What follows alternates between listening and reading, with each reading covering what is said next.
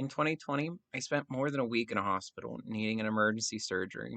Now everything is well and life has continued on as the nation and the world deal with the worst pandemic in generations. I was lucky enough to have insurance and a great team of doctors and nurses that supported me in my time of need. This, though, was not always the case, as in 2018, I spent another amount of time in the hospital for another emergency surgery. During this time of my life, I had no safety nets and was faced with a bill much too large to comprehend. Thankfully, I was able to pay off my debt I had accumulated and eventually would be able to afford insurance. My story, though, is far from rare. In the United States, tens of millions of people live without insurance in one form or another. Most of these are low income and people of poverty. The danger of having people uninsured has been linked to mental health problems, infertility, and a decrease in life expectancy. Oftentimes, these people who are having health issues are less likely to go for regular checkups, screenings, and are more likely to go to the hospital for minor ailments. This results in millions going undiagnosed, undermedicated, and untreated for very common and simple diseases. But this is far from even a poverty-related issue. According to a University of Michigan study, 14% of low-income women who don't have a high school diploma are infertile, compared to 12.5% of women with a college degree being infertile. The limitations of motherhood forces these women to search for other methods to conceive a child.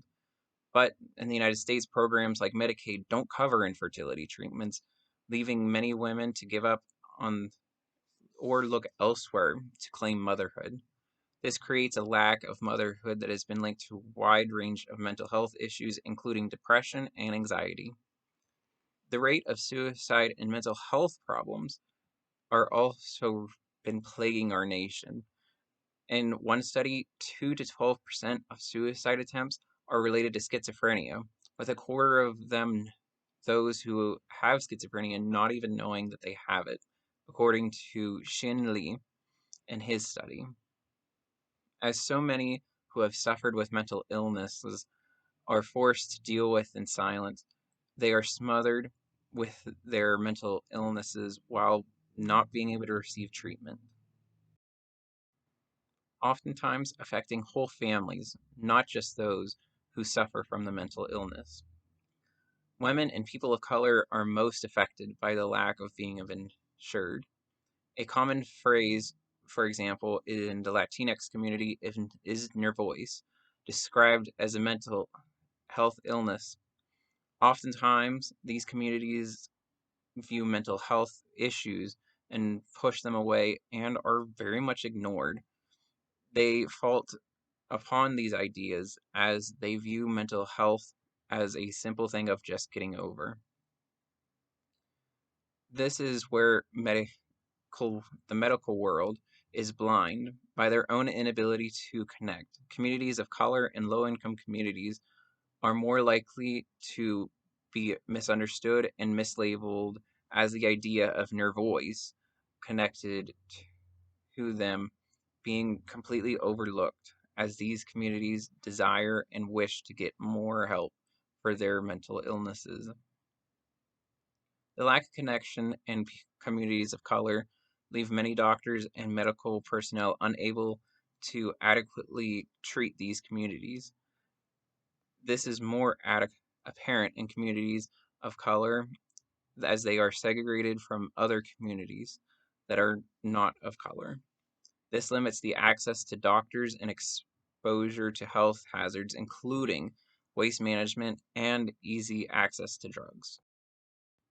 This reveals that wealth in a community and a wider telling of how well communities are able to cope with health-related issues, ranging from infant mortality to life expectancy of men and women. This lack of wealth and access to wealth forces communities to struggle with even preventable illnesses like diabetes and HIV treatment that is improved overall qualities of life, well-being, and help those who are suffering. This includes 17% of ambulance calls is for HIV-related illnesses.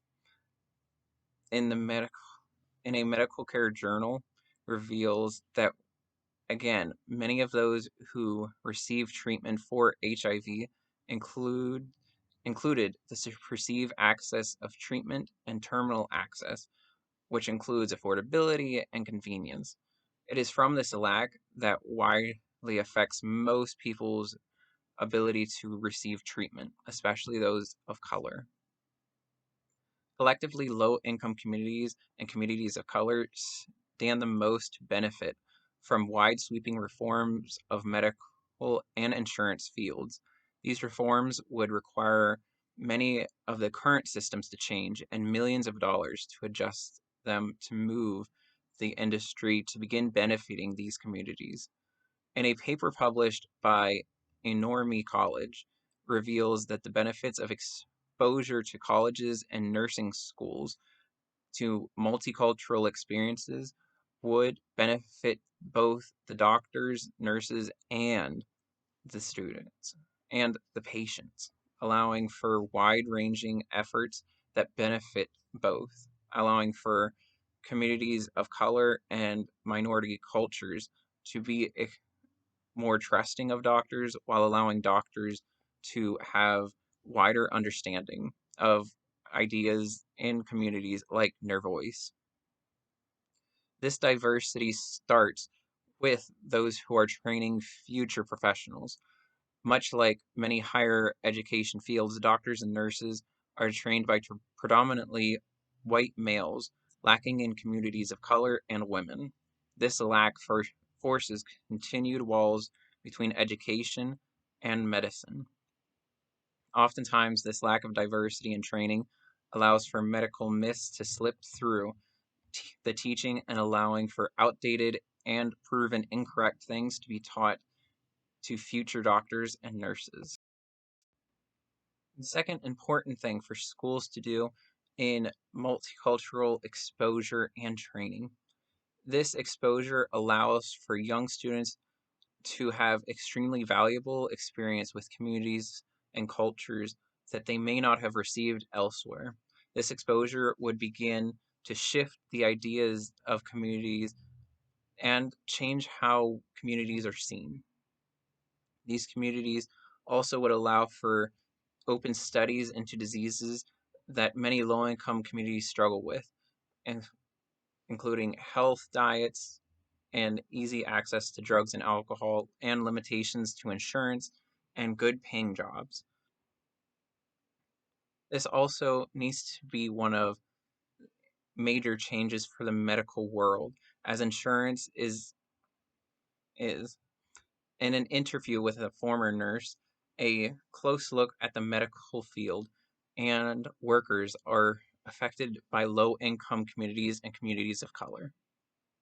One of the first problems proposed is a lack of time and care given to communities of color, mostly connected with payment from groups like government aid. This aid is from the insurance begins to provide a blindness to medical professionals as they desire to be paid over the care for their patients. Much of what today's medical thoughts are surrounding the idea of money and affordance rather than around patients. This connection has allowed for the opening in the minds of doctors as they are forced to treat large numbers of patients in short periods of time. This is due to a lack of money in these communities and that are able to be paid into doctors and for other services. According to my interview with Laura, she said, going to the doctor wasn't always like this. You didn't have to always pay. You could give a chicken or do some woodwork. Today, doctors are more about a business than having a connection with their patients. There are no more chickens being exchanged. The only way to save people is to remove the market from healthcare and make it about people, not profits. So, how can these problems be fixed? Well, that's where it gets interesting. These shifts, like what Laura had said, is required if we expect for low-income communities and communities of color to receive better help and to be able to be seen by doctors and not have preconceived ideas and notions. Though this has not been able to be an easy process and is something that has plagued me whenever I was trying to come up with enough information and dialogue that is provided, it still is a very big issue. And I've linked a great deal of resources down below and have cited all of the sources that I have gotten for this entire project. Thank you guys.